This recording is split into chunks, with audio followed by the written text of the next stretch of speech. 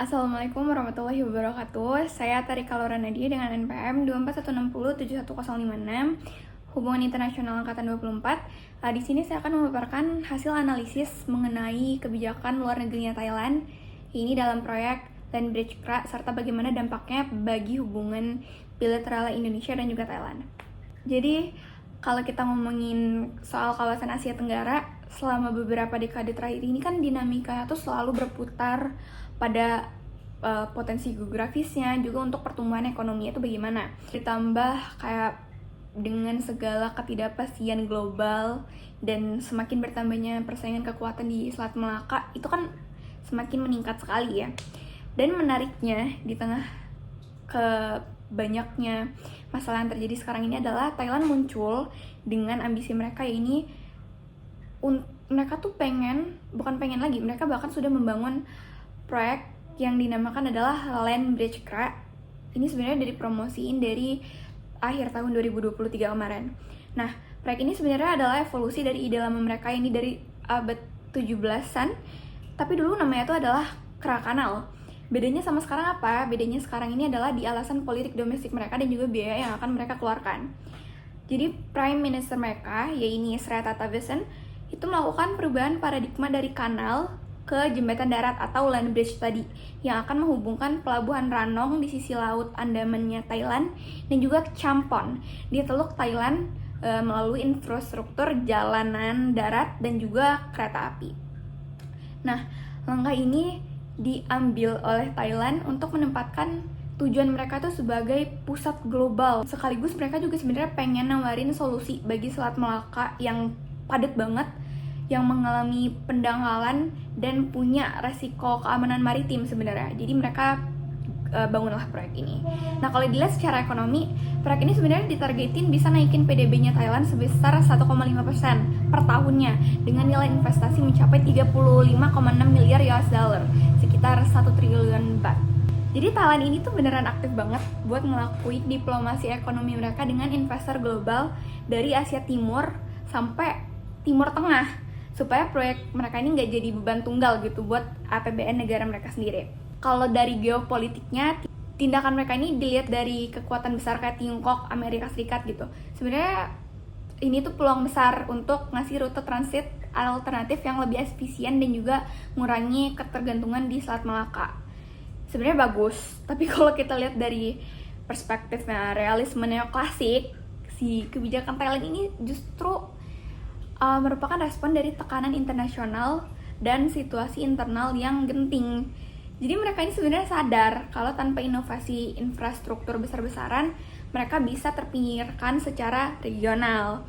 Tapi di sisi lain, dari sudut pandang si konstruktivism, para elitnya si Thailand ini lagi berusaha banget kayaknya buat bangun identitas baru. Ini sebagai jembatan maritimnya Asia yang lebih modern gitu. Sekaligus mereka pengen ngubah citra wilayah mereka yang dulunya sering dikaitin dengan konflik-konflik. Mereka juga pengen banget mastiin bahwa proyek ini tuh bakalan tetap aman lah, sehingga kayak tetap ada di jalur unclosed gitu loh. Tapi pertanyaannya adalah, apakah ada sih pengaruhnya si proyeknya Thailand dengan Indonesia? Jawabannya ada. Jadi karena pelabuhan-pelabuhan strategis kita di Sumatera, termasuk Batam, Tanjung Priok, ini tuh pasti akan merasakan pergeserannya gitu loh, karena satu, terancam kita nggak banyak lagi dilewati sebagai salah satu jalur pelabuhannya gitu, karena mereka udah ada proyek daratannya sendiri. Jadi mungkin jalur perdagangan dari negara-negara lain itu mungkin akan lebih ke Thailand sebenarnya. Tapi perlu kita catat juga bahwa Selat Melaka ini mereka menangani sekitar 25% perdagangan dunia, dan diprediksi akan jenuh sebenarnya hingga tahun 2030 tuh tanpa rute alternatif. Jadi mereka kalau nggak ada rute alternatif juga sebenarnya sama aja. Jadi meskipun industri maritim kita tuh sebenarnya terancam, kita tuh masih punya kesempatan gitu loh buat naikin, buat menciptakan kemitraan baru yang lebih spesifik. Spesifiknya gimana? Jadi Indonesia tuh sebenarnya bisa aja ngerangkul dan juga ngesinkronisasiin infrastruktur nasional yang kita punya dengan si land bridge-nya Thailand ini. Dan justru menurut aku dampaknya itu bisa menjadi sangat amat positif bagi komoditas unggulan kita kayak dari minyak kelapa sawit, getah, batu bara, getah alam dan juga batu bara gitu. Kayak kita tuh sebenarnya have a lot of potential.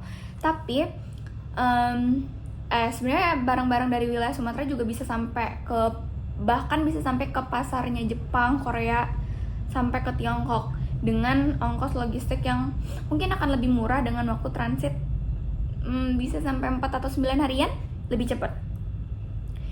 Jadi lagi-lagi menurut aku dengan adanya permasalahan ini, pemerintah Indonesia tuh sebenarnya harusnya mengadopsi inisiatif untuk menghubungkan pelabuhan yang ada di Pulau Sumatera dan menghubungkan Pulau Sumatera dengan sistem baru si proyek Land Bridge ini. Jadi kita tuh terhubung gitu loh, jadi kita nggak akan terputus dan merasa terancam. Dengan harapan kalau langkah ini dilakukan akan membantu ekspor kita supaya punya jalur cepat ke Asia Timur, dan juga Thailand ini bisa dapat kepastian ke sumber daya alam dari Indonesia. Jadi kayak it's a win-win solution sebenarnya. Dan intinya dari permasalahan ini, kepentingan nasional kita tuh harus tetap dijaga.